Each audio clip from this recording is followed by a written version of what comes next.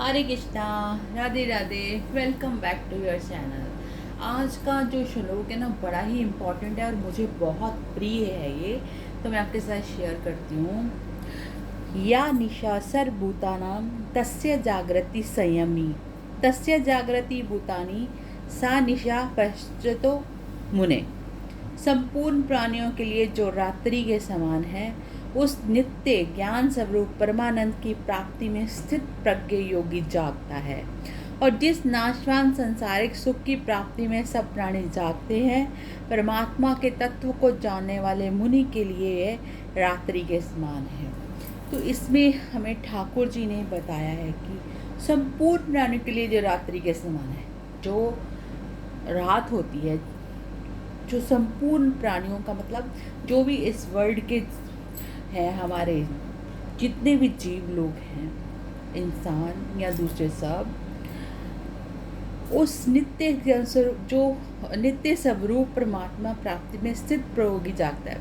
इस रात में जो सब सोते हैं, तो उसमें जो स्थित प्रज्ञ योगी, स्थित प्रज्ञ की हमने पहले काफ़ी अच्छे से परिभाषा पीछे सुनी है। उसमें बताया जिनकी इंद्रियां उसके वश में होती हैं, जो समभाव में होता है, उसको स्थित प्रज्ञ कहते हैं। वो परमानंद स्थिति में जो रहता है और उस वक्त वो जागता है।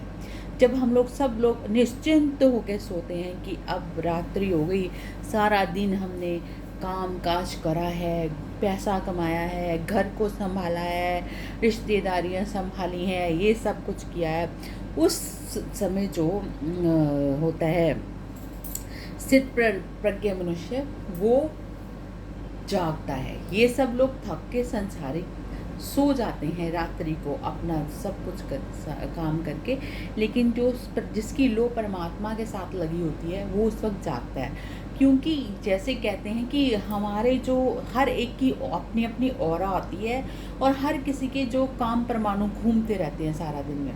तो जब रात्रि में सब सो जाते हैं, तो वो जो काम परमाणु होते हैं वासनाओं के, वो भी शांत हो जाते हैं। तो उस वक्त स्थित प्रज्ञ की दिन होता है, वो जागता है और समाधिष्ट होकर हरि का नाम लेता है, अपने ठाकुर जी को याद करता है। और इसके उल्टा, और जिस नाशवान संसारिक सुख की प्राप्ति में सब प्राणी जागते हैं, परमात्मा के तत्व को जानने वाला मुक्ति के लिए वो रात्रि है। और जैसे ही सुबह होती है, सब लोग अपने अपने काम धंधों पे लग जाते हैं, सबको पता है कि सब काम कर रहे हैं, तो उस वक्त वो जो स्थित प्रज्ञ मुनि है वो सोता है। तो आप ऐसे कहोगे कि अगर ऐसा है तो फिर वो अपनी दुनिया में जीता कैसे है, जब सुबह उसको सोना है, सॉरी सुबह, हाँ सोना है, और रात को उसको जाके ठाकुर जी का नाम लेना है, तो वो दुनिया में कैसे अपने आप को टैकल कर रहा है, कैसे नहीं माना। तो इसमें सबसे इम्पॉर्टेंट चीज़ है कि इसका मतलब ये नहीं है कि जब वो सुबह होती है तो वो चद्दर तान के सो जाता है। इसका मतलब ये है कि वो अपनी जो इंद्रियां हैं, जो विषयों में विचर रही हैं, उनको समेट लेता है। और उसके लिए ये एक रात्रि ही है।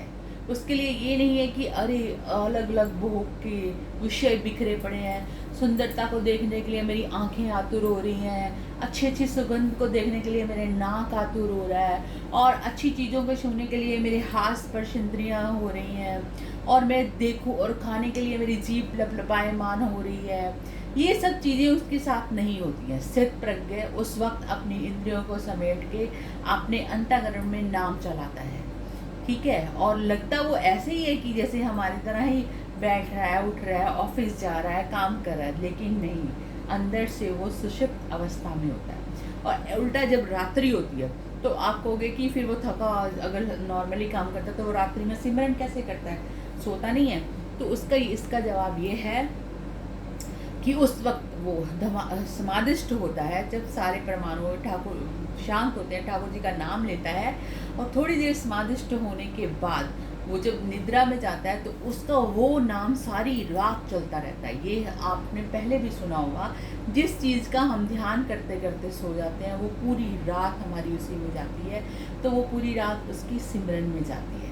इस प्रकार ठाकुर जी ने बताया स्थित प्रज्ञ की स्थिति कैसी है, वो जागता कैसे है और वो सोता कैसे है। और आपको आज बता दूं, आज हमारी स्नान यात्रा है। अभी आप लड्डू के दर्शन कर रहे हो, उसके बाद मैं आपको थोड़े से अपने जगन्नाथ जी की दिखा देती हूँ कि उनके लिए हमने आज स्नान यात्रा के लिए सारे अरेंजमेंट करके रखे हुए हैं। अब थोड़ी देर में हम इनकी स्नान यात्रा शुरू करेंगे और ये वीडियो भी मैं आपके साथ शेयर करूँगी। तो रात को मिलते हैं 9 बजे। राधे राधे।